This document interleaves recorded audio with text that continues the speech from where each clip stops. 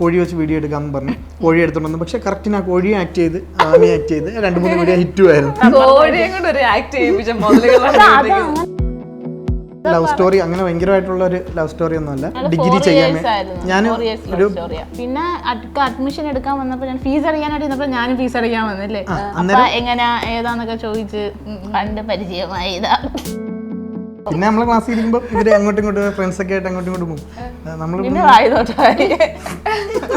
ഏതെങ്കിലും ചേട്ടന്റെ ഒക്കെ ബർത്ത്ഡേ ഒക്കെ വേണം ഇവരുടെ ക്ലാസ്സിൽ. അപ്പൊ നമ്മൾ കേക്ക് ഒക്കെ കട്ട് ചെയ്യുമ്പോൾ കൊണ്ട് കൊടുക്കും. അല്ല എല്ലാവർക്കും അല്ല, നമുക്ക് വേണ്ടപ്പെട്ടവർക്ക് എനിക്ക് മാത്രല്ലേ തന്നത്. അതിപ്പോഴാണ് കേട്ടോ കൊടുത്തപ്പോ എല്ലാവർക്കും കൊടുക്കുമായിരുന്നു. അപ്പൊ എല്ലാവർക്കും കൊടുത്തിരുന്നു കേക്ക്. കമന്റ് അപ്പോഴും വന്നോണ്ടിരിക്കും. അവിടെ മുന്നേ ഓടുന്ന ഇതിന് നമുക്ക് കമന്റുകൾ ഇതൊക്കെ വരുന്നുണ്ട്. യൂട്യൂബ് ചാനൽ ചത്തോ എന്ന് വെച്ചാൽ ഇപ്പൊ ചെയ്യുന്നില്ല ഈ വീഡിയോസ് ഒന്നും. അതിന് ചെയ്തിട്ട് കാര്യമില്ലല്ലോ, കാര്യം വ്യൂസ് ഇല്ലല്ലോ എന്ന് പറഞ്ഞിട്ടുണ്ട്. അപ്പൊ അത് കേട്ടപ്പോഴാണ് എനിക്ക് ആ ഒരു അതിൽ ഡിപ്രഷനിൽ കിടക്കുമ്പോഴും അങ്ങനെ കളിയാക്കുമ്പോൾ നമുക്ക് ഇറിറ്റേഷൻ ആണല്ലോ. നമ്മൾ ഇങ്ങനെ കിടന്നിട്ട് കാര്യമില്ല, എപ്പോഴും ഇല്ല താന്ന് കരഞ്ഞോണ്ട് കിടന്നിട്ട് കാര്യമില്ല. ലൈവായിട്ട് ചെയ്തു നോക്ക്, ചിലപ്പം റീച്ച് കിട്ടും. ഇതെല്ലാം കാണിച്ചു തുടങ്ങിയില്ലേ, ഇനിയിപ്പം ഡെലിവറി അപ്പൊ ലൈവ് കാണുമായിരിക്കും അല്ലേ എന്നൊക്കെ പറഞ്ഞിട്ട് അവിടുന്ന് പറഞ്ഞു നമ്മൾ അറിഞ്ഞിട്ടുണ്ട്. അതിനുശേഷം ഞങ്ങളുടെ അടുത്തത് തീരുമാനമായിരുന്നു, നമ്മൾ ഇനി ഇടുന്ന വീഡിയോ മില്യൺ പോയിരിക്കണം എന്നുള്ളൊരു. കമ്മ്യൂണിറ്റിന്ന് കുറച്ച് പേര് വന്ന് ഇതേണക്ക് വന്നിട്ട് നെഗറ്റീവ് പറയുന്നുണ്ട്. ഇപ്പം മെനഞ്ഞാന്ന് വന്ന ഒരു കമന്റ് എന്ന് പറഞ്ഞാൽ റമദാൻ മാസമെങ്കിൽ ഈ കോപ്രായി നിർത്തിക്കൂടെ, സോഷ്യൽ മീഡിയയിൽ നിന്ന് പിന്നെ നമുക്ക് മന്ത്ലി നമുക്ക് ഇൻകം കിട്ടുന്നതുകൊണ്ടാണ് നമ്മളിത് ചെയ്യുന്നത്, മെയിനായിട്ട് എടുത്ത് ചെയ്യുന്നത്. ഇല്ലെങ്കിൽ നമുക്ക് തലയ്ക്ക് ഓളൊന്നുമില്ല, രാവിലെ തൊട്ട് രാത്രി വരെ ഒന്ന് കണ്ടന്റ് ആലോചിച്ച് ഇത് ചെയ്ത് എഡിറ്റ് ചെയ്തിട്ട് ജോലിയാണ് ചെയ്യുന്നതെന്ന് അവർ മനസ്സിലാക്കണം. നമ്മളെ റിയൽ ലൈഫിൽ നമ്മൾ എന്താണ് എങ്ങനെയാണെന്നൊന്നും അവർക്ക് അറിയത്തില്ല.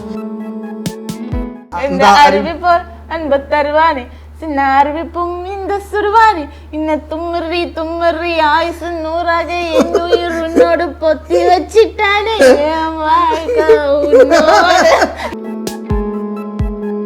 നിങ്ങൾ ഈ വീഡിയോസ് ഒക്കെ ഷൂട്ട് ചെയ്യാനും ഒരുപാട് ഹാർഡ് വർക്ക് ചെയ്യുന്ന ബിഹൈൻഡ് ദ സീൻസ് ഒക്കെ നമ്മൾ കണ്ടുകൊണ്ട് മറ്റേ കരി വാരി തേക്കുന്നു മുഖത്ത് അങ്ങനെയുള്ളതൊക്കെ കണ്ടിട്ടുണ്ട്.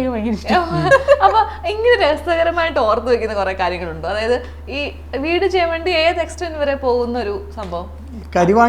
കരി ഇങ്ങനെ തേച്ചിട്ട് അത് ഒരുപാട് നേരം എടുത്തൊരു ഇത് ആ പുകയൊക്കെ വരാൻ വേണ്ടി, അതായത് ഫാൻ റിപ്പയർ ചെയ്തുകൊണ്ട് ഇരുന്നിട്ട് ഞാൻ പുറത്തോട്ട് പോകുമ്പോൾ ഫാൻ കണക്ട് ചെയ്തിട്ട് സ്വന്തമായിട്ട് ഫാൻ അത് റിപ്പയർ ചെയ്യും. എന്നിട്ട് പ്ലഗ് ചെയ്യുമ്പോഴത്തേക്ക് അവിടുത്തെ ട്രാൻസ്ഫോമർ വരെ അടിച്ചു പോകുന്നു. അപ്പോൾ ഇങ്ങനെ മൊത്തത്തിൽ കരിയായിട്ട് നിൽക്കുന്നത്. അപ്പോൾ ഞാൻ പറഞ്ഞു കണ്ടന്റ് പറഞ്ഞു കഴിഞ്ഞപ്പോഴത്തേക്ക് കരിയൊക്കെ നമ്മൾ പോയി പിന്നെ ചാമ്പ്രാണിയുടെ കരിയൊക്കെയാണ് സെറ്റ് ചെയ്തത്. പിന്നെ ഞാൻ വെച്ച് എന്തായാലും പൊട്ടിത്തെറിക്കുമ്പോൾ പുകയൊക്കെ വരുമല്ലോ, ഞാൻ പറഞ്ഞു എന്തായാലും പുകയും കൂടി നമുക്ക് ബാക്ക്ഗ്രൗണ്ടിൽ കൊടുക്കാം.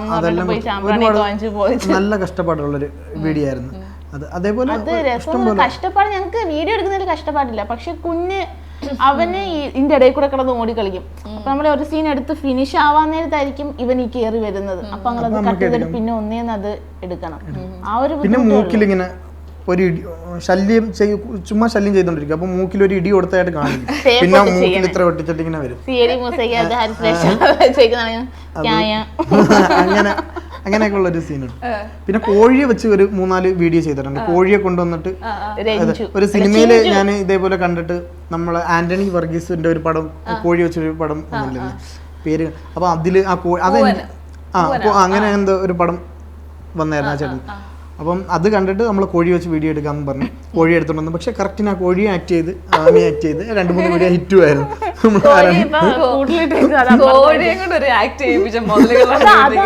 കോഴിയും കൂടി ആയതുകൊണ്ട് ഞങ്ങൾക്ക് ഭയങ്കര എളുപ്പമായിരുന്നു. നമ്മളെന്തോ പറയുന്നത് അത് ചെയ്യുന്നു. നമ്മള് ചാട് എന്ന് പറയുമ്പോഴത്തേക്ക്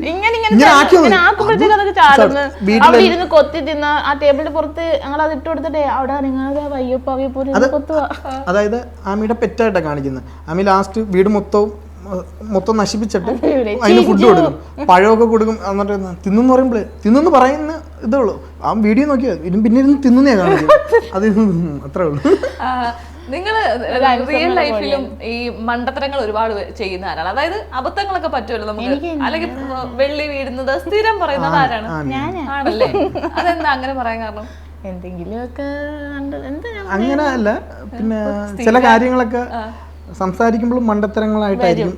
ഞാൻ ഉദ്ദേശിക്കുന്ന ആയിരിക്കത്തില്ല, പുറത്ത് വരുമ്പോ വാക്കുകള് എവിടെയാണ് അപ്പം പറയുമ്പോ ഞാൻ പിന്നെ പ്രൊമോഷൻ വർക്ക് ആണെങ്കിൽ നമ്മള് അത് ആഡ് പറയുമ്പോ ഒരു വാക്ക് ഫില്ലാവണമല്ലോ, പൂർത്തീകരിക്കണമെങ്കിൽ അതൊരു വേർഡ് കംപ്ലീറ്റ് ആവണമെങ്കിൽ.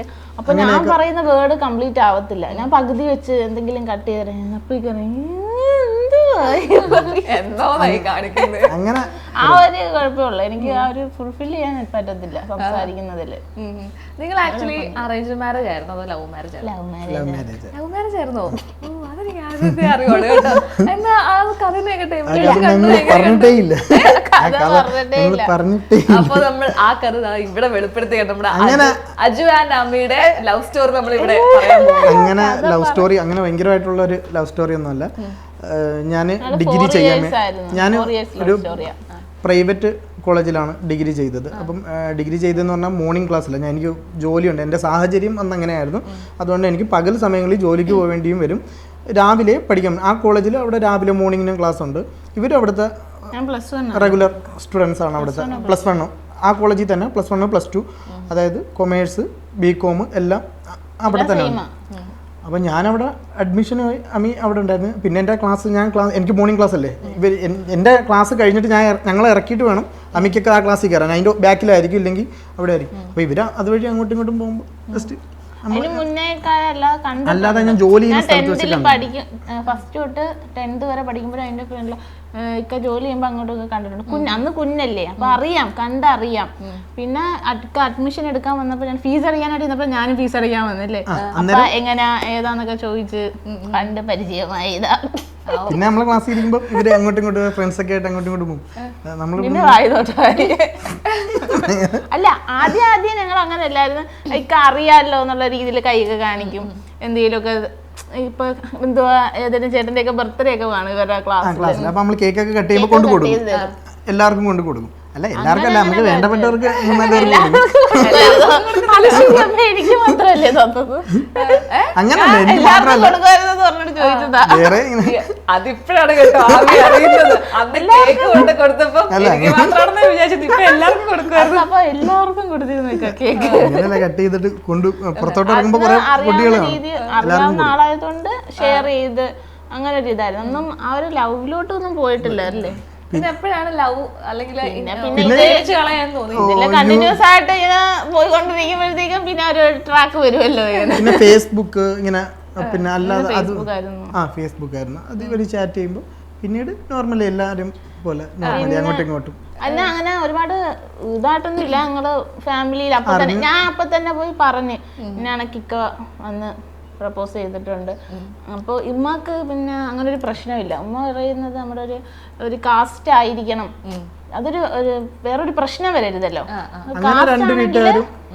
പിന്നെ വലിയ ഒരുപാട് 4 വർഷം കഴിഞ്ഞു. 2016 സെപ്റ്റംബറിൽ, പിന്നെ 2020 ആ ടൈമിൽ നവംബറിൽ. 2020 കല്യാണം കഴിഞ്ഞല്ലേ? അപ്പൊ മൊത്തം ഒരു 8 വർഷമായി. 8 വർഷം ഇങ്ങനെ കൂടെ 2020 അല്ലേ കൂടെ ഒരു എന്താ പറഞ്ഞ കൂട്ടാളിയെ പോലെ നടക്കാൻ തുടങ്ങിയിട്ട് 8 വർഷം. ഇപ്പൊ ഏറ്റവും കൂടുതൽ ഇപ്പം പ്രേമിക്കുന്ന സമയത്താണെങ്കിൽ ഇപ്പോഴാണെങ്കിലും അത്രത്തോളം ഇഷ്ടം തോന്നാന് നമുക്ക് ക്വാളിറ്റീസ് കാണുമല്ലോ ഇപ്പൊ ആമിയില്. അപ്പൊ അങ്ങനെ തോന്നിയ കാര്യങ്ങൾ എന്തൊക്കെയാണ്? പ്രേമിക്കുന്ന സമയത്ത് ഭയങ്കര കുട്ടിത്തോ, എനിക്ക് ഭയങ്കര ഇഷ്ടമാണ് അത്. ആ ഒരു പിന്നെ സംസാര രീതിയും ആ ഒരു പിന്നെ അന്നും ഈ എക്സ്പ്രഷനൊക്കെ വേറെ രീതിയിലായിരുന്നു. അന്നും ഇതിനേക്കാളും അപ്പൊ എനിക്കത് ഭയങ്കര ഇഷ്ടമായിരുന്നു. പിന്നെ അതിനുശേഷം ഇപ്പം എനിക്ക് ഇഷ്ടമുള്ള ക്വാളിറ്റീസ് ഒരുപാടുണ്ടെന്ന് പറഞ്ഞാൽ അതിൽ മെയിനായിട്ട് പറഞ്ഞാൽ മുഖത്ത് പോക്കി കാര്യങ്ങൾ പറയും. ഞാനിങ്ങനെ ആരോടും നോ പറയത്തില്ല. എനിക്ക് യെസ് മാത്രമേ ഉള്ളൂ. നമ്മളെ കൊണ്ട് ചെയ്യാൻ പറ്റത്തില്ലെങ്കിലും യെസ് മാത്രമേ ഉള്ളൂ, നോക്കാം അങ്ങനെ പറയും. പക്ഷെ അമ്മി പറ്റത്തില്ലെങ്കിൽ നോ. അവർക്കൊരു ഇത് കൊടുക്കണ്ടല്ലോ, ആഗ്രഹം അല്ലെങ്കിൽ എന്തെങ്കിലും ഒരു കാര്യം അങ്ങനെ പറ്റത്തില്ലെങ്കിൽ അതങ്ങ് പറ്റത്തില്ലെന്ന് പറയണം. അങ്ങനെ ഒരു നടക്കുമെങ്കിൽ പറയും യെസ് ചെയ്യാം, ഇല്ലെങ്കിൽ നോ ആണെങ്കിൽ പറയും നോ. പറഞ്ഞാല് ഇക്കാടെ പ്രശ്നം എന്ന് പറഞ്ഞാൽ ഇക്ക അങ്ങനെ പറയത്തില്ല. ഇക്ക പറയും നമുക്ക് നോക്കാം, അല്ലെങ്കിൽ അവരെ വിഷമിപ്പിക്കണ്ടെന്നുള്ള രീതിയിലാണ് പറയുന്നത്. നമുക്ക് ചെയ്യാം, അവർക്ക് വിഷമമായാലോ എന്നുള്ളത്. പക്ഷെ നമുക്കങ്ങനെ പറഞ്ഞിട്ട് കാര്യമില്ലല്ലോ, നമുക്കത് ഇല്ലെന്ന് പറയേണ്ട കാര്യം ഇല്ലെന്ന് തന്നെ പറയണ്ടേ. ആ ഒരു ഞാൻ ഇക്കായി കാണുന്ന ക്വാളിറ്റി ഇല്ലായ്മ അതായിരിക്കും, ഇക്കാക്ക് എന്നിൽ കാണുന്ന ക്വാളിറ്റി അതായിരിക്കും. ഇക്കയെ കാണുന്ന ക്വാളിറ്റി പറഞ്ഞു കഴിഞ്ഞു, ആരോടും നോ പറഞ്ഞില്ല, എല്ലാവരും ഒരു ക്വാളിറ്റി ഉണ്ടെങ്കിൽ എന്തായിരിക്കും അത്? ക്വാളിറ്റി ഉള്ളത് എപ്പോഴും ചിരിച്ചോണ്ടിരിക്കും, ആ ഒരു വൈബ്. ഇപ്പം ശത്രുക്കളാണെങ്കിലും അത് മനസ്സിൽ വെച്ചിട്ട് പെരുമാറത്തില്ല, അവരെടുത്ത് എങ്ങനെയാ നിൽക്കുന്നത് അങ്ങനെ തന്നെ നിൽക്കും. പിന്നെ ഇല്ല, അല്ല ഇഷ്ടമില്ലാത്ത മേഖലയിലോട്ട് വന്നതിന് ശേഷം കുറച്ച് പേര് നമ്മളെ ഇഷ്ടമില്ലാത്ത കുറെ പേരുണ്ടായിരുന്നു അങ്ങനെ. അപ്പൊ അവരടുത്താണെങ്കിലും ചിരിച്ചോണ്ടിരിക്കും, എപ്പോഴും ചിരിച്ച മുഖമായിരിക്കും, എന്തോ കാര്യം പറഞ്ഞാലും ചിരിച്ചോണ്ട് കാര്യം പറയത്തുള്ളൂ. പിന്നെന്തുവാ ഇല്ല പിന്നെന്തുവാ പാവാണ്. ഞങ്ങളങ്ങനെ വഴക്കൊന്നും ഇടത്തില്ല, എന്നാലും നല്ല ഞാൻ പറയുന്നതല്ല എനിക്ക് വാങ്ങിച്ചു തരും. ആണല്ലേ? അങ്ങനെ ആമി പറഞ്ഞിട്ടുള്ളതിൽ ഏറ്റവും വലിയൊരു ഗിഫ്റ്റ് കൊടുത്തിരുന്നാണ് വാങ്ങിച്ചു കൊടുത്തിട്ടുള്ളത്? വലിയ ഗിഫ്റ്റ് ആയിട്ട് ഞങ്ങൾ വലിയ ഗിഫ്റ്റ് കൊടുക്കാറില്ല, ചോദിക്കാറുമില്ല, ചെറുതായിട്ടുള്ള കാര്യങ്ങൾ. എന്നാലും ഏറ്റവും ഇഷ്ടമുള്ള എന്താണ് ആമിക്ക് എപ്പോഴും വേണമെന്ന് തോന്നുന്നത്? ഏറ്റവും കൂടുതൽ ചോദിക്കുന്നത് ഫ്രൂട്ട് ആൻഡ് നട്ട് ആയിരിക്കും. ഇക്ക വരുമ്പോഴത്തേക്ക് രാത്രി ആകുമ്പോഴത്തേക്കും ചോദിക്ക വരുമ്പം ഒരു ഫ്രൂട്ട് ആൻഡ് നട്ട് ഏറ്റവും കൂടുതൽ ഞാൻ അതറിയാം, അത് വെച്ചിരുന്ന് കഴിക്കും. ഓരോന്നിങ്ങനെ പിച്ചി എന്നിട്ട് ഇത് തീർന്നില്ലേ, ഒരാഴ്ച കഴിഞ്ഞിട്ട് എന്റെ അടുത്ത് പോയി ഇത് തീർന്നില്ല കഴിഞ്ഞ ആഴ്ച വാങ്ങിച്ചേന്ന് ചോദിക്കും. പക്ഷെ അതിങ്ങനെ പിച്ചി എടുക്കും, അത് മാത്രമേ ചോദിക്കത്തുള്ളൂ. ഡ്രസ്സും അങ്ങനത്തെ ഐറ്റംസ് ഒന്നും ചോദിക്കത്തില്ല. എന്തെങ്കിലും ഫംഗ്ഷൻ ഉണ്ടെങ്കിൽ വേണമെങ്കിൽ. ഇപ്പൊ പിന്നെ ഡ്രസ്സ് നമുക്ക് കൊളാബ് കിട്ടുന്നോണ്ട് ഒന്നും പ്രശ്നമില്ല. ഇപ്പൊ ഇങ്ങനെ ഇപ്പൊ വരുന്നതിന് മുമ്പ് വരെ ഞാൻ വിചാരിച്ചോണ്ടിരുന്നത് ആമി ഭയങ്കര പാവമായിട്ട് ഭയങ്കര സെൻസിറ്റീവ് ആയിരിക്കും, ചേട്ടൻ കുറച്ച് പവറായിട്ട്. ഇപ്പൊ ഇവിടെ വന്നപ്പോഴത്തേന് ആമിയാണ് ഭയങ്കര പാവം, ചേട്ടൻ ഭയങ്കര പാവമല്ല. അങ്ങനെ ഇക്കായ പാവം, ഞാൻ കുറച്ചുകൂടി ഭയങ്കരയാണ്. ഇപ്പൊ നേരത്തെ ആണെങ്കിലും ആമി ഇങ്ങനെ പറഞ്ഞു കേട്ടിട്ടുണ്ട്, ഒരുപാട് ബോഡി ഷെയ്മിങ്ങും കാര്യങ്ങളൊക്കെ അനുഭവിക്കേണ്ടി വന്നിട്ടുണ്ട് വീഡിയോസിന് തുടക്കത്തിലൊക്കെ. അപ്പൊ ഇത്രയും ബോൾഡായിട്ടുള്ളൊരു പേഴ്സൺ ആയതുകൊണ്ടായിരിക്കാം ഇവിടെ വരെ എത്തി നിൽക്കുന്നത്, കാരണം അതിനെയൊക്കെ തരണം ചെയ്ത്. അപ്പൊ തുടക്കകാലത്തൊക്കെ അങ്ങനെ ഉണ്ടായിരുന്ന സമയത്ത് എന്താണ് തോന്നിയിരുന്നത്? ആദ്യം വിഷമം ഉണ്ടായിരുന്നു, ഞാൻ കരയുമായിരുന്നു. അതായത് നിങ്ങൾ കല്യാണം കഴിഞ്ഞിട്ടല്ല ഇപ്പൊ വീഡിയോസ് ഒക്കെ ചെയ്തു തുടങ്ങിയത്, അതിന് മുമ്പ് എപ്പോഴെങ്കിലും ഇങ്ങനെ കണ്ടന്റ് ക്രിയേഷൻ അങ്ങനെയൊന്നും മനസ്സിലായില്ല? അതിന് മുന്നേ ഞാനിങ്ങനെ ചാനലൊക്കെ വലിയ റീച്ച് ഒന്നുമില്ല, നമ്മൾ ചെയ്യണം. അപ്പൊ കല്യാണം കഴിഞ്ഞപ്പോഴത്തേക്ക് ഞാൻ ഇതാണക്ക് ഞങ്ങൾ രണ്ടിനും കൂടെ തീരുമാനിച്ചു ഇതാണക്ക് നമുക്ക് ചേർന്ന് ചെയ്യാം, കപ്പിൾ ചാനൽ മുന്നേ ഇക്കാക്ക് ഒരു ഗെയിമിംഗ് ചാനൽ ഉണ്ടായിരുന്നു, അത് ഗെയിം കളിക്കാൻ ഭയങ്കര ഇഷ്ടമായി, പബ്ജിയും അതൊക്കെ. പിന്നെ അത് കഴിഞ്ഞ് അത് പിന്നെ സ്റ്റോപ്പ് ആക്കിയിട്ടാണ് ഇത് തുടങ്ങുന്നത്. ഇത് തുടങ്ങിയിട്ട് വലിയ റീച്ചും കാര്യങ്ങളൊന്നുമില്ല. അന്നേരമാണ് കൂടുതൽ നെഗറ്റീവായിട്ടുള്ള കമന്റ്സ് ഫാമിലിയിൽ നിന്ന് തന്നെ. പിന്നെ കുറേ പേര് ഇല്ലെങ്കിൽ അറിയാവുന്ന കുറച്ച് ആൾക്കാരൊക്കെ വന്നിട്ട് വീഡിയോസിന് വ്യൂസ് ഒന്നുമില്ല, ഇതിനെപ്പറ്റി അറിയാവുന്ന ഒരുപാട് പേര് കളിയാക്കിയിട്ടുണ്ട് അമ്മയെ. അങ്ങനെ കളിയാക്കും, നമ്മൾ വീഡിയോയിൽ എന്താ നീ കാണിക്കുന്നത് അങ്ങനെയൊക്കെ പറഞ്ഞ് ഒരുപാട് പേര് കളിയാക്കും. പക്ഷെ ആ കളിയാക്കിയവരൊക്കെ ഇപ്പം ഭയങ്കര സപ്പോർട്ടീവാണ്, കാരണം ഇപ്പം നമ്മള് ഇപ്പൊ സന്തോഷമാണ്. ആ സമയത്ത് അപ്പം ചേച്ചിക്ക് ഏറ്റവും കൂടുതൽ നേരിടേണ്ടി വന്ന് എനിക്ക് തോന്നുന്നു ബോഡി ഷെയ്മിങ്, അതുപോലെ സൗണ്ടിന്റെ ഒക്കെ ആണല്ലോ. ബോഡി ഷെയ്മിങ് എന്ന് പറഞ്ഞാൽ എന്ത് കല്യാണം കഴിഞ്ഞപ്പോ ഞാൻ നല്ല അങ്ങ് വണ്ണമൊക്കെ വെച്ച് എന്നുവെച്ചാൽ ഫുഡാണല്ലോ, ഞാൻ പറയുന്നില്ല, ഫുഡ് എനിക്ക് ഭയങ്കര ഇഷ്ടമാണ്. ഞങ്ങൾ രണ്ടുപേരും ഫുഡ് ഇഷ്ടപ്പെടുന്നവരാ. അപ്പോൾ ഫുഡ് കഴിക്കായിരുന്നപ്പോ നല്ല രീതിയിൽ വണ്ണമൊക്കെ വെച്ചായിരുന്നു. പണ്ടൊന്നും ഞാൻ ഇങ്ങനെ ഇരുന്നതായിരുന്നില്ലേ, കല്യാണത്തിന് പിന്നെ സൗണ്ട് ഭയങ്കര പ്രശ്നമായിരുന്നു. സൗണ്ട് ഒരുപാട് ചീവീടിന്റെ സൗണ്ട് എന്നൊക്കെ പറയാം ആൾക്കാര്. ക്ലാസ്സിൽ വെച്ചും ഞാൻ പഠിക്കുന്ന സമയത്തും ഞാൻ ഈ നമ്മളെന്തായാലും കലാട്ടൊക്കെ കാണുമല്ലോ ഇപ്പം പിള്ളേർ തമ്മില്. ഞാൻ ഗേൾസ് സ്കൂളിലായിരുന്നു. അപ്പോൾ എന്തെങ്കിലുമൊക്കെ വഴക്കിടുവാണെങ്കിലും ഞങ്ങൾ തമ്മിൽ പറയുമ്പോൾ ഞാൻ എന്റെ സൗണ്ട് ഉയർത്തുമ്പോഴത്തേക്ക് അവര് അത് കണക്ക് പറയും, നീ എന്തിനാ ഇത്ര ഈ എന്തോ കിളിയുടെയോ കുരുവിയുടെയൊക്കെ സൗണ്ട് വെച്ച് ഇങ്ങനെ ഉറക്ക സംസാരിക്കാന്ന് പറയും. അപ്പോഴേ എനിക്ക് മനസ്സിലായത് ഞാൻ സംസാരിച്ചോണ്ടേ ഇരിക്കണേ കീ കീ കീ എന്നിങ്ങനെ കേട്ടോണ്ടിരിക്കും. അപ്പൊ നീ എന്തിനാ ഈ കുരുവിയുടെയും കിളിയുടെയൊക്കെ സൗണ്ടില് സംസാരിക്കുന്നത്, നീ ഒന്നും മിണ്ടായിരിക്കുന്നൊക്കെ പറഞ്ഞ് വഴക്കിടുമ്പോ പറയായിരുന്നു പിള്ളേര്. അന്നാണ് ഞാൻ റിയലൈസ് ചെയ്യുന്നത് എന്റെ സൗണ്ടിന് എന്തോ ഒരു പ്രശ്നമുണ്ട്. പണ്ടത്തെ കീ കീ സൗണ്ട് അല്ലല്ലോ ഇത്, അത് കേട്ട് പിന്നെ നേരെയാക്കിയ സാധനം എന്റെ സൗണ്ട്. ഇപ്പം ചേച്ചിക്കാണെങ്കിൽ എനിക്ക് തോന്നുന്നു നമ്മൾക്ക് സ്വയം കേൾക്കുമ്പോൾ വലിയ കുഴപ്പം വരില്ല, അല്ലെങ്കിൽ നമുക്കത് കേട്ട് ചിലപ്പോൾ ശീലമായി കാണും ഇവരിങ്ങനെയാണ്, ഇത് പറഞ്ഞിട്ടും കാര്യമൊന്നുമില്ല. പക്ഷെ അത് എനിക്കൊന്നും ഇപ്പൊ ഒരു ഹസ്ബൻഡ് എന്ന നിലയിൽ ചേട്ടൻ കുറച്ചുകൂടെ പാവമാണ്. അപ്പൊ ആ ഒരു സമയത്ത് ഇപ്പം ആമി ചേച്ചിക്ക് ഇത്രയും വിമർശനങ്ങളും അല്ലെങ്കിൽ ഓരോന്നൊക്കെ കേൾക്കുമ്പോഴത്തേക്കും ചേട്ടൻ അതിനെ എങ്ങനെയാണ് ഹാൻഡിൽ ചെയ്തത്, അല്ലെങ്കിൽ ചേച്ചിക്ക് സപ്പോർട്ട് കൊടുത്തിരുന്നു ആ സമയത്തൊക്കെ? അല്ല, നമ്മളിപ്പോൾ ഇതിനകത്ത് വീഡിയോ ചെയ്യാൻ തുടങ്ങി, അപ്പം ഒരുപാട് പേര് നമ്മളെ നെഗറ്റീവ് പറഞ്ഞ് നമ്മളെ തളർത്തിയിട്ടുണ്ട്. അപ്പം ഇനി നമ്മൾ ഇതിൽ നിന്ന് പിന്മാറിയാൽ നമുക്ക് ഒരു നാണക്കേടാണ്. ഒന്നെങ്കിൽ ഇതിനകത്ത് എന്താണെങ്കിലും ഇതിനകത്ത് നമ്മൾ ഒരുപാട് ടൈം എടുത്ത് റീച്ച് ആവാൻ. അതായത് ഒരു 1 ഇയറോളം നമുക്ക് ഒട്ടും വ്യൂസ് ഇല്ലാഞ്ഞിട്ടും നമ്മൾ കണ്ടിന്യൂസ് ആയിട്ട് വീഡിയോ ചെയ്തിട്ടുള്ളതെന്ന് പറഞ്ഞാൽ ഞങ്ങൾ ചെയ്തിട്ടുണ്ടായിരുന്നു. നമ്മളിവിടെ ചെയ്തവരെല്ലാം ഒരുപാട് പേര് റീച്ചിലോട്ട് കയറിയിട്ടുണ്ട്. അപ്പോൾ നമ്മളിങ്ങനെ പറഞ്ഞിട്ട് ലാസ്റ്റ് ഡെലിവറി ടൈമിൽ പോയിട്ട് അന്നേരമൊക്കെ ഒരുപാട് പേര് കളിയാക്കിയിട്ടുണ്ടായിരുന്നു. അപ്പോൾ നമ്മളിങ്ങനെ കരഞ്ഞിട്ടൊക്കെ പറഞ്ഞപ്പോൾ നമുക്ക് എന്തെങ്കിലും ഒന്ന് വെറൈറ്റി ആയിട്ട് ചെയ്യണമെന്ന് പറഞ്ഞു. അന്നേരമല്ലേ ടിക്ടോക്കിൻ്റെ ഒക്കെ ഇഷ്യൂസ് വന്നതിന് ശേഷം യൂട്യൂബിൽ ഷോർട്സിനൊക്കെ കുറച്ച് യൂട്യൂബ് തന്നെ കുറച്ചൊന്ന് ബൂസ്റ്റ് ചെയ്യാനും അങ്ങനെയൊക്കെ തുടങ്ങിയാണ്. അപ്പോൾ ആ ഒരു ടൈമിൽ നമുക്ക് ചെയ്തു തുടങ്ങാമെന്ന് പറഞ്ഞ് നമ്മൾ ചെയ്തു തുടങ്ങിയപ്പോൾ നമ്മൾ മൂന്നാമത്തെ വീഡിയോ ആണെന്നുള്ളൂ അല്ലേ, 3ാമത്തെ വീഡിയോ ആണെന്ന് തോന്നുന്നു. അത് പെട്ടെന്ന് നമുക്ക് റീച്ച് കിട്ടി. അതിനുശേഷം നമ്മൾ വീഡിയോസ് കൂടുതൽ ചെയ്യാൻ തുടങ്ങി. പക്ഷെ ചെയ്യാൻ തുടങ്ങിയത് നമ്മൾ ചെയ്ത വീഡിയോകളല്ല. അതിനുശേഷം ആദ്യമൊക്കെ നമ്മൾ കുറച്ച് വീഡിയോസൊക്കെ തമിഴിൽ ചെയ്ത കുറേ കപ്പിൾസ് ചെയ്തതും അങ്ങ് വേറെ ഹിന്ദിയിൽ നിന്നൊക്കെ കുറേ വീഡിയോസ് 2-3 എണ്ണമൊക്കെ എടുത്ത് ചെയ്തായിരുന്നു. ആ ചെയ്ത് കഴിഞ്ഞപ്പോഴത്തേക്ക് പിന്നീട് നമുക്ക് തന്നെ ഇതായി. കുറച്ച് പേര് കാണുമെങ്കിൽ അതിൽ കുറേ പേര് വന്നിട്ട് പറയുന്നുണ്ട് ഈ വീഡിയോ ഇന്ന ആളെ വീഡിയോ ആണ്. അപ്പം നമ്മളത് അവിടെ വെച്ച് സ്റ്റോപ്പ് ചെയ്തിട്ട് പറഞ്ഞു ഇനി ചെയ്യുന്നത് നമ്മളെ കണ്ടന്റ് ആയിരിക്കണം എന്ന് പറഞ്ഞ് പ്ലാൻ ചെയ്തിട്ട് ആദ്യം തൊട്ടേ തീരുമാനിച്ച ഒരു കാര്യമുണ്ട്, കോപ്പി അടിക്കത്തില്ല. മാക്സിമം നമ്മൾ അങ്ങനല്ല, എന്നാലും ആദ്യം ചെയ്തിട്ടുണ്ട് 2-3 വീഡിയോസ് മാത്രം കോപ്പി അടിച്ചിട്ടുണ്ട്. പിന്നെ അങ്ങോട്ട് എന്തിനാ നമ്മൾ ബാക്കിയുള്ള അവരും കഷ്ടപ്പെട്ടെടുത്ത കണ്ടന്റ് ആയിരിക്കും, അതിന് നമ്മൾ കോപ്പി അടിച്ച് ഇപ്പുറത്തോട്ട് അല്ല. ഒരുപാട് പേര് അങ്ങനെ ചെയ്യും, എന്നാലും നമ്മളതായ രീതിയിൽ. പക്ഷെ ചില ഐഡിയാസ് എടുക്കും, മനസ്സിലായി, ചില ഐഡിയാസ് എടുത്തിട്ട് അതേപോലെ ചെയ്യത്തില്ല. ചില ഐഡിയാസ് നമ്മൾ എടുത്തിട്ട് അത് നമ്മളതായ രീതിയിൽ ഫണ്ണൊക്കെ ആക്കിയിട്ട് നമ്മൾ വേറെ രീതിയിൽ സ്വന്തം കണ്ടന്റ് കണ്ടുപിടിച്ചോണ്ട് വരും. ചേച്ചി, അപ്പം നമ്മള് ഇപ്പൊ ബോഡി ഷേമിങ്ങും അല്ലെങ്കിൽ വോയിസിന്റെ കാര്യം പറയുമ്പോഴത്തേന് അത് നമ്മൾ കാണുന്നത് അല്ലെങ്കിൽ എന്തെങ്കിലും കണ്ടിട്ടാണെന്ന് പറയാം. ഇപ്പം കുറെ ചേച്ചി തന്നെ ഒരിക്കലും സംസാരിച്ചിട്ടുണ്ട്, നിങ്ങൾക്ക് എന്തെങ്കിലും മെന്റലി പ്രോബ്ലം ഉണ്ടോ അല്ലെങ്കിൽ നിന്റെ വട്ട് മാറി എന്നൊക്കെയുള്ള രീതിയിലുള്ള സംസാരങ്ങൾ വരും. അപ്പം അതൊന്നും ചിലപ്പോൾ നമുക്ക് അക്സെപ്റ്റ് ചെയ്യാൻ പറ്റില്ല, കാരണം എന്തിന്റെ അടിസ്ഥാനത്തിലാണ് ഇവരിത് പറയുന്നതെന്ന് പോലും മനസ്സിലാവില്ല. അപ്പൊ അതൊക്കെ കേൾക്കുമ്പോഴത്തേന് ചേച്ചിക്ക് പ്രതികരിക്കണം തോന്നിയിട്ടില്ല, അല്ലെങ്കിൽ അവരോടൊക്കെ എന്താ പറയാറുണ്ടായിരുന്നത്? അവരുടെ അടുത്ത് എന്താ, എനിക്ക് ആദ്യം ഞാൻ അതാ പറഞ്ഞത്, ആദ്യം വിഷമം ഉണ്ടായിരുന്നു. പിന്നെ ഞാൻ ചെയ്യുന്ന ക്യാരക്ടർ അങ്ങനെയാണല്ലോ, അപ്പൊ അവരെ കുറ്റം പറയാൻ പറ്റുന്നില്ല. എന്നുവെച്ചാൽ ഞാൻ കാണിക്കുന്ന ആ ഒരു ആക്ഷൻസ് ഒക്കെ കാണുമ്പോൾ അവർ നമ്മളെ വീഡിയോയുടെ കണ്ടന്റ് എന്ന് പറയുന്നത് അങ്ങനെ ആയിരിക്കും. നമ്മൾ പിന്നെ 90% ഒക്കെ സുഖമില്ലാത്ത അതായത് 2 പേര് വീഡിയോയിലുണ്ടെങ്കിൽ ഒരാൾ ബുദ്ധി കുറവ് കൊണ്ട് അയാളെ നിന്ന് പറ്റുന്ന ചില അബദ്ധങ്ങൾ ഇല്ലെങ്കിൽ മണ്ടത്തരങ്ങൾ. അപ്പോൾ നമ്മൾ ചെയ്യുന്ന വീഡിയോസ് മൊത്തം അങ്ങനെ. അപ്പോൾ അതിൽ നിന്ന് ആൾക്കാർ ഒരുപാട് പേര് വന്നിട്ട് കമൻറ്റ് ചെയ്യുന്നുണ്ട്, ബുദ്ധിയില്ലായ്മ ഉണ്ട്, പിന്നെ നീ എന്തുവാ കാണിക്കുന്ന മണ്ടത്തരങ്ങൾ, നിന്നെ കണ്ടിട്ട് തന്നെ ദേഷ്യം വരുന്നു, ഈ മണ്ടത്തരങ്ങൾ കാണിക്കാൻ നോർമൽ വീഡിയോ ചെയ്തൂടെ. അപ്പോൾ അവർ ചിന്തിക്കുന്നില്ലല്ലോ നമ്മളെ പിന്നെ കണ്ടന്റ് എന്താണെന്ന് അവർ ചിന്തിക്കുന്നില്ല.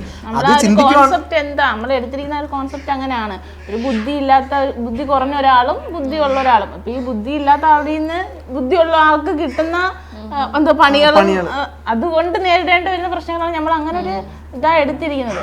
പിന്നെ നമ്മൾ ഇടയ്ക്ക് വെച്ച് കമന്റിന് റീപ്ലൈ എടുത്ത ഒരു വീഡിയോയിൽ നമ്മൾ പറഞ്ഞിട്ടുണ്ടായിരുന്നു, നമ്മൾ ചെയ്യുമ്പം നിങ്ങൾ പിന്നെ ഒരുപാട് പേര് ഇങ്ങനെ കമന്റ് ചെയ്യും. ഇതേ കാര്യങ്ങൾ തന്നെ സിനിമയിൽ ഒരുപാട് പേര് ചെയ്യുന്നുണ്ട്. ഇപ്പോൾ ഒരുപാട് കഥാപാത്രങ്ങൾ സിനിമയിലുണ്ട്, നമ്മൾ അവരുമായിട്ട് കമ്പയർ ചെയ്യുമല്ല. അപ്പുക്കുട്ടൻ, തിളക്കത്തിലെ ദിലീപ് ഏട്ടൻ, രേവതി ചേച്ചി, അപ്പോൾ അവരൊക്കെ ചെയ്യുമ്പോൾ ഓക്കെ ആണ്. നമ്മൾ നമ്മളും ചെയ്യുന്നത് അതാണ്. നമ്മൾ റിയൽ ലൈഫിൽ അങ്ങനെയല്ലല്ലോ, നിങ്ങളെ ചിരിപ്പിക്കാൻ വേണ്ടി നമ്മൾ വീഡിയോയിൽ ആവശ്യമായിട്ടുള്ളത് ചെയ്യുന്നു, അത്രേ ഉള്ളൂ. അതാണ്. ഓക്കെ, ഇപ്പം എനിക്ക് തോന്നുന്നു എല്ലാ സ്ത്രീകളും ഒരു സമയത്ത് അനുഭവിക്കുന്ന ഒരു കാര്യമാണ് ഒരു പോസ്റ്റ്മോർട്ടം ഡിപ്രഷൻ. അതിന്റെ ഒരു കാര്യവും ചേച്ചി ഇങ്ങനെ പറഞ്ഞിട്ടുണ്ടായിരുന്നു. ആ സമയത്ത് കുറച്ച് ഡിപ്രഷനിലേക്കൊക്കെ പോയി, അപ്പോഴും ഉള്ളിലുണ്ടായിരുന്നത് എങ്ങനെയെങ്കിലും തിരിച്ചു വരണം എന്തെങ്കിലും. അതിനുശേഷമാണെന്ന് തോന്നുന്നു വേറെ ലെവലിലേക്ക് അപ്പൊ ആ സമയത്തൊക്കെ ഉള്ളൊരു മെന്റൽ സ്ട്രഗിൾ എങ്ങനെയായിരുന്നു, ആ ഒരു ഡിപ്രഷൻ? ഇല്ല, എനിക്ക് മെയിനായിട്ട് വന്നത് സിസേറിയൻ ആയതുകൊണ്ടായിരിക്കും എന്നാണ് ഞാൻ വിശ്വസിക്കുന്നത്. കാര്യം നല്ല പെയിൻ ഉണ്ടായിരുന്നു, സ്റ്റിച്ച് ഉണ്ടായിരുന്നു, നമുക്ക് ഒന്നും തന്നെ ചെയ്യാൻ പറ്റാത്തൊരു സിറ്റുവേഷനാണ്. അപ്പം അത് ആ സ്റ്റിച്ച് ഉണങ്ങണ്ടേ, അങ്ങനെ ഒരു അതിലാണ് ഏറ്റവും കൂടുതൽ ഡിപ്രഷനായിട്ട് എനിക്ക് അടിച്ചത്. ഞാൻ അപ്പോഴും കരുത് പറയും സ്റ്റിച്ച് ഉണങ്ങിയായിരുന്നെങ്കിൽ. ആ ഒരു ടൈമിലാണ് കമന്റ് അപ്പോഴും വന്നോണ്ടിരിക്കും. അവിടെ മുന്നേ ഓടുന്ന ഇതിന് നമുക്ക് കമന്റുകൾ ഇതൊക്കെ വരുന്നുണ്ട്. അപ്പോഴും ഞാൻ നോക്കുമ്പോഴും പറയുന്നത് വ്യൂസ് ഇല്ലല്ലോ. പിന്നെ കുറേ പേര് ഫാമിലിയിൽ തന്നെ അല്ലാതെ മെസ്സേജ് അയക്കുമായിരുന്നു, ഒരു യൂട്യൂബ് ചാനൽ ചത്തോ എന്ന് വെച്ചാൽ ഇപ്പൊ ചെയ്യുന്നില്ല ഈ വീഡിയോസ് ഒന്നും, അതിന് ചെയ്തിട്ട് കാര്യമില്ലല്ലോ, കാര്യം വ്യൂസ് ഇല്ലല്ലോ എന്ന് പറഞ്ഞിട്ടുണ്ട്, മെസ്സേജ് വന്നിട്ടുണ്ട്. അപ്പൊ അത് കേട്ടപ്പോഴാണ് എനിക്ക് ആ ഒരു ഡിപ്രഷനിൽ കിടക്കുമ്പോഴും അങ്ങനെ കളിയാക്കുമ്പോൾ നമുക്ക് ഇറിറ്റേഷൻ ആണല്ലോ ആ ഒരു സിറ്റുവേഷനിലും. പിന്നെ ഞാൻ വിചാരിച്ച കാര്യമില്ല, നമ്മളിങ്ങനെ കിടന്നിട്ട് കാര്യമില്ല, എപ്പോഴും ഇല്ല താന്ന് കരഞ്ഞോണ്ട് കിടന്നിട്ട് കാര്യമില്ല, ഇതിന് എന്തെങ്കിലും ഒക്കെ വെച്ച് നൂന്ന് വരണ്ടേന്ന് പറഞ്ഞിട്ടാണ് പിന്നെ ഞങ്ങൾ നെയ്ക്കാർത്ത് പറഞ്ഞ് എന്തെങ്കിലും ചെയ്യണം. നമ്മൾ വന്നിട്ട് ഇപ്പൊ എൻ്റെ വീട്ടിലല്ലേ, നമ്മൾ ഡെലിവറിക്ക് പോകുന്ന എൻ്റെ വീട്ടിലല്ലേ, അപ്പോൾ ഇവിടുന്ന് നെയ്ക്കാരുടെ വീട്ടിൽ വന്നിട്ടാണ് നമുക്ക് എന്തെങ്കിലും ക്രിയേറ്റീവായിട്ട് ചെയ്യാൻ. അല്ലാതെ നമ്മൾ ഇങ്ങനെ വീഡിയോസ് ചെയ്യാതിരുന്നിട്ട് നമുക്ക് മേളിലോട്ട് ഒരിക്കലും കയറി വരാൻ പറ്റത്തില്ല. കണ്ടിന്യൂസ് വീഡിയോ ഇട്ടാലേ നമുക്ക് എന്തിനകത്ത് നിന്ന് എന്തെങ്കിലും അങ്ങനെ വന്നിട്ടാണ് നമ്മൾ പിന്നീടാണ് ചെയ്യാൻ തുടങ്ങുന്നത്. ഇപ്പൊ സാധാരണക്കാർ പോലും ഒരു പ്രഗ്നൻസി ഒക്കെ ആകുമ്പോഴത്തേന് അതിന്റെ വീഡിയോസ് ചെയ്യാറുണ്ട്. പക്ഷെ അവിടെ പോലും എനിക്ക് തിങ്കളാണ്ട് ചെയ്തപ്പോഴത്തേക്ക് ഭയങ്കര വിമർശനങ്ങൾ, ഫാമിലിന്ന് വരെ എന്തിനാണ് ചെയ്തതെന്നൊക്കെ ഉള്ള പ്രശ്നങ്ങൾ ഉണ്ടായിരുന്നു. അതും ഞങ്ങളങ്ങനെ ഒരുപാടൊന്നും ചെയ്തിട്ടില്ല. ഒരു ടെസ്റ്റ് ചെയ്തതിന്റെ ആ ഒരു സന്തോഷം നമ്മളെ സബ്സ്ക്രൈബേഴ്സിന്റെ അടുത്ത് പറഞ്ഞതേ ഉള്ളൂ. വേറെ ഞങ്ങളെ പ്രഗ്നൻസി വീഡിയോസ് ഒന്നും വന്നിട്ടില്ല, ചെയ്തിട്ടില്ല.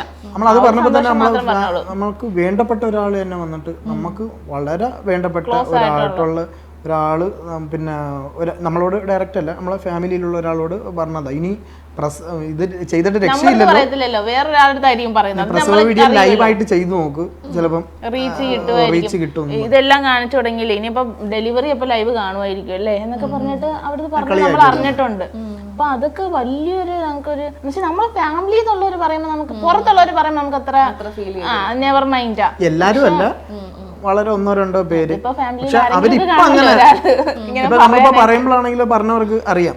പക്ഷെ ഇപ്പോഴും പിന്നെ നമ്മള് പുറമേ നിന്ന് നമ്മളോട് ചിരിക്കുന്നുണ്ടെങ്കിലും സംസാരിക്കുന്നുണ്ടെങ്കിലും നമ്മളോട് ഒരു എന്തോ ഒരു ദേഷ്യ ഒരു ഇതുണ്ട്, നമുക്ക് മനസ്സിന് പ്രയാസമുണ്ട്. കാരണം അവര് നമ്മളോട് എന്തിനാ ഇങ്ങനെ കാണിക്കുന്നതെന്ന് നമ്മൾ പലപ്പോഴും ചിന്തിച്ചിട്ടുണ്ട്. കാരണം നമുക്ക് അത്രയ്ക്കും വേണ്ടപ്പെട്ടവരായിരുന്നു, മനസ്സിലായി. അപ്പൊ അങ്ങനെ നമുക്ക് ഇപ്പോഴും അങ്ങനെ ഫാമിലിയിൽ നിന്നും കൂടി അങ്ങനെ ഒരു ഇത് വരുമ്പോഴാണ് ഞങ്ങൾ ഒന്നും കൂടി സ്ട്രോങ് ആയത്.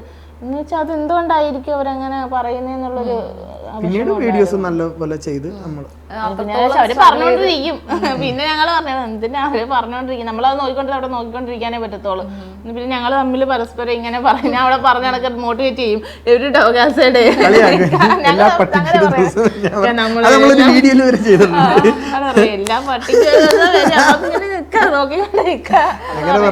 സ്വന്തമായിട്ട് ഞങ്ങളെ പട്ടികളാക്കും.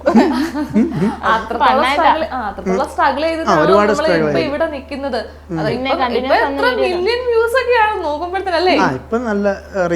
അത് അന്ന് ഒരു മില്യൺ ഒരു വീഡിയോ ആണ് നിങ്ങൾ പറഞ്ഞില്ലേ, മില്യൺ വ്യൂസ്. അതിനുശേഷം ഞങ്ങളുടെ അടുത്തത് തീരുമാനമായിരുന്നു, നമ്മൾ ഇനി ഇടുന്ന വീഡിയോ മില്യൺ പോയിരിക്കണം എന്നുള്ളൊരു കോൺഫിഡന്റ് നമ്മൾ കിട്ടാൻ എന്ന് വെച്ചാൽ ആ ഒരു ലെവലിലോട്ട് നമ്മള് വീഡിയോസ് ആ ഒരു ഫോക്കസ് മാറ്റിയല്ലോ കണ്ടന്റ്. അങ്ങനെ കുറെ ചെയ്തോണ്ട് ഇപ്പം നല്ല കണ്ടന്റുകൾ ചെയ്യുന്നുണ്ട്, അത്യാവശ്യം സപ്പോർട്ടുണ്ട്, പുറത്തുനിന്ന് നല്ല രീതിയിൽ സപ്പോർട്ടുണ്ട്. പിന്നെ നെഗറ്റീവ് ഇപ്പൊ ഇല്ല. പക്ഷെ കമന്റ് പറയും നെഗറ്റീവ് കാണാനില്ലല്ലോ, ഡിലീറ്റ് ചെയ്യുന്നതായിരിക്കും കമന്റ് അല്ല. പിന്നെ ഇടയ്ക്കിടയ്ക്ക് 1-2 പേര് നെഗറ്റീവ് എന്താ പറയുമ്പോ നോർമലായിട്ട് ആക്ട് ചെയ്തൂടെ, അത് നെഗറ്റീവായിട്ട് എടുക്കുന്നില്ല. പിന്നെ നമ്മളെ കമ്മ്യൂണിറ്റിന്ന് കുറച്ച് പേര് വന്ന് ഇതേണക്ക് വന്നിട്ട് നെഗറ്റീവ് പറയുന്നുണ്ട്. ഇപ്പം മെനഞ്ഞാന്ന് വന്ന ഒരു കമന്റ് എന്ന് പറഞ്ഞാൽ റമദാൻ മാസമെങ്കിൽ ഈ കോപ്രായി നിർത്തിക്കൂടെ എന്ന് പറഞ്ഞ് കുറച്ച് പേര് പിന്നെ കമന്റ് ചെയ്തിട്ടുണ്ട്. നമ്മൾ ചെയ്യുന്നത് അവർ കോപ്രായമായിട്ട് കാണുന്നതുകൊണ്ടാണ്, നമ്മൾ ചെയ്യുന്ന ജോലിയാണ്, മനസ്സിലായി.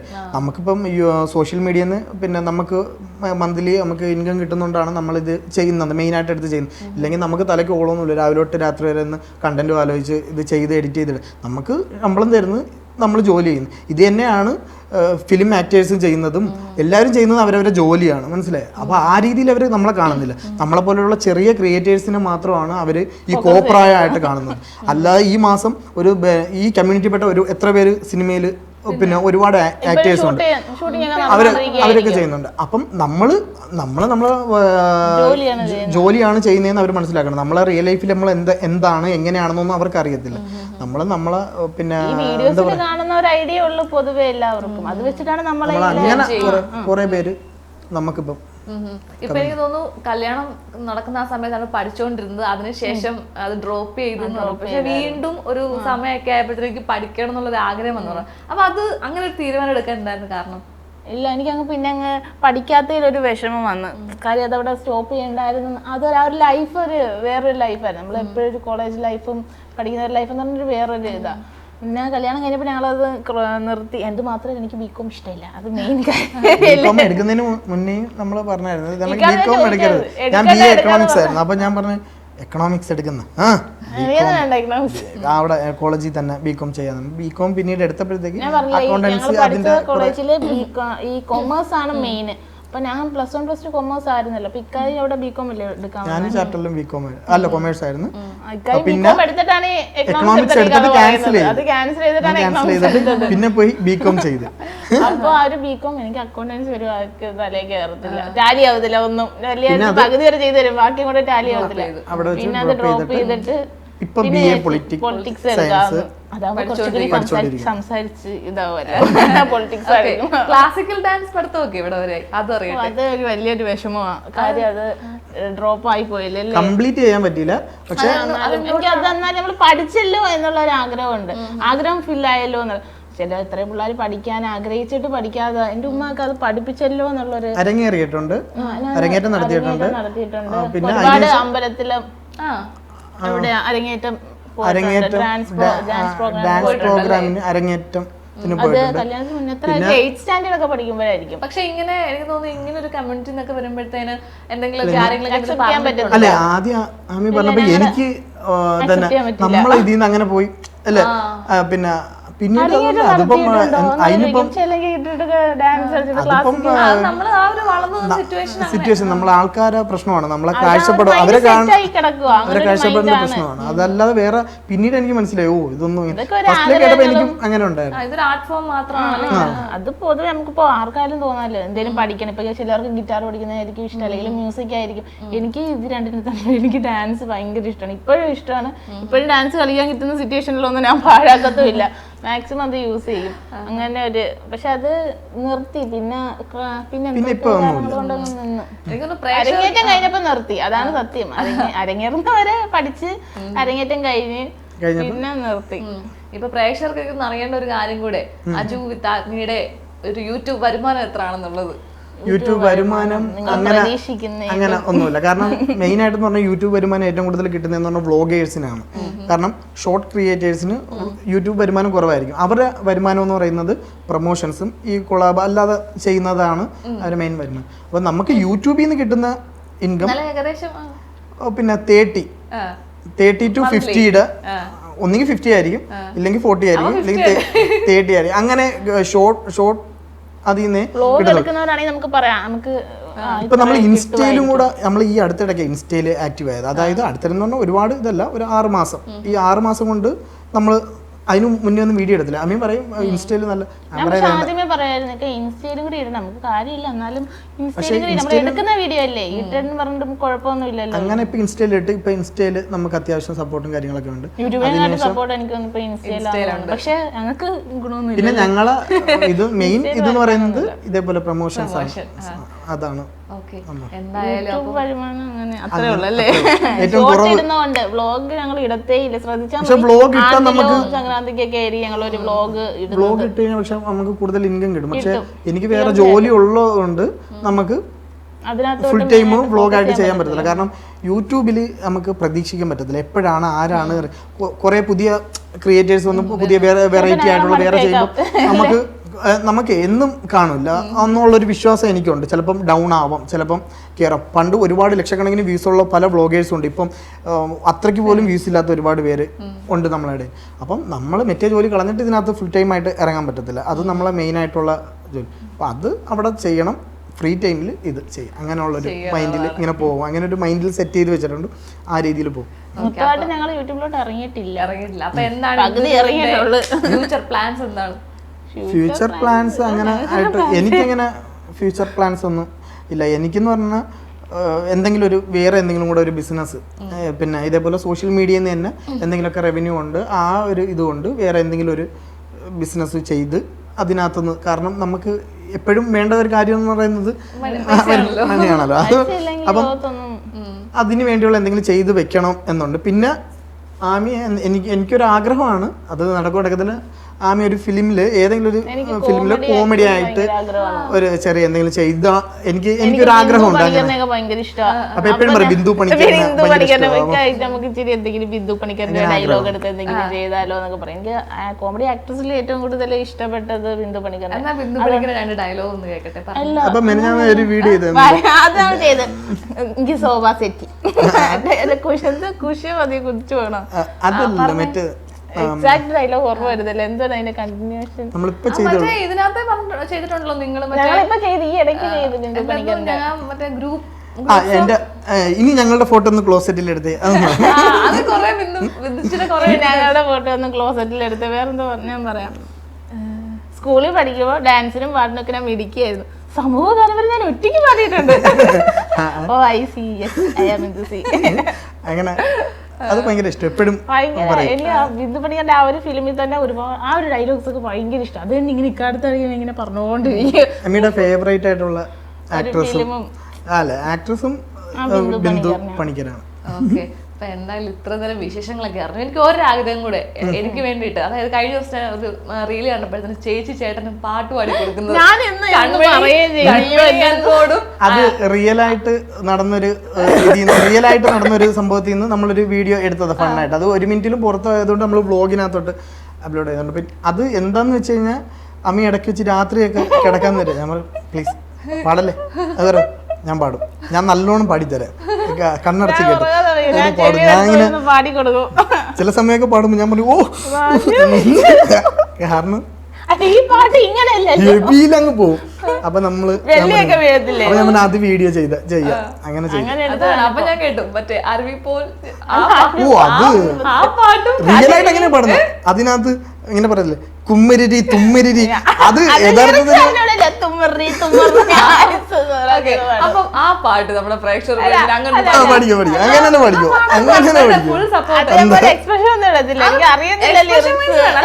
എക്സ്പ്രഷൻ വേണം. ആദ്യം പാടിയ സിന്നാറിവിപ്പും ഇന്ത സുർവാനി ഇന്ന തുമ്മറി തുമ്മറി ആയുസ് നൂറാകെ എന്നോട് പൊത്തി വെച്ചിട്ടാണ് കണ്ണോട്. അയ്യോ എനിക്ക് ലിറിക്സ് അറിഞ്ഞൂടാത്തല്ലേ, ഞാൻ നല്ലപോലെ പാടിയാണ്. അയ്യോ എന്തായാലും അടിപൊളി. എന്തായാലും ചേച്ചിയുടെ ആഗ്രഹം പോലെ നമ്മുടെ ബിന്ദു ചേച്ചിയെ പോലെയൊക്കെ കൽപ്പന ചേച്ചിയെ പോലെയൊക്കെ നേരിട്ട് കണ്ടിട്ട് ഇച്ചിരി എന്തെങ്കിലുമൊക്കെ എനിക്ക് ബിന്ദു ചേച്ചിയുടെ കാണണമെന്ന് ഭയങ്കര ആഗ്രഹമാണ്. ബിന്ദു പണിക്കറിന് ഭയങ്കര ഇഷ്ടമായതുകൊണ്ട് അവര് എന്താ എനിക്കറിയത്തില്ല, അവര് ബോഡി ലാംഗ്വേജ് അല്ലേ ഒരു ശൈലിയും.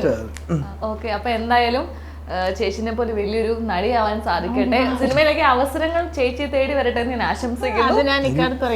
അപ്പൊ ചേട്ടൻ അപ്പൊ ഞാനോ അപ്പൊ എനിക്ക് ആകെയുള്ളൊരു ബുദ്ധിമുട്ട് പറഞ്ഞല്ലേ, ഈ പ്രൊമോഷൻ ഞാൻ എന്തെങ്കിലും ഡയലോഗ് പറയുമല്ലോ, നമ്മൾ കാണാതെ പഠിച്ചിട്ടായിരിക്കും ഇതൊന്നും പറയുന്നത്.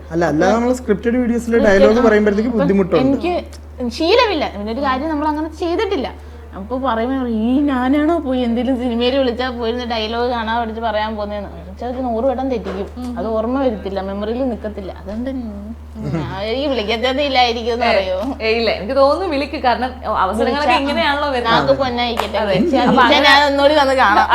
അപ്പൊ നമുക്ക് വീണ്ടും കാണാം. അപ്പൊ എന്തായാലും കാര്യങ്ങളൊക്കെ അടിപൊളിയാവട്ടെ. അപ്പൊ താങ്ക് യു സോ മച്ച്.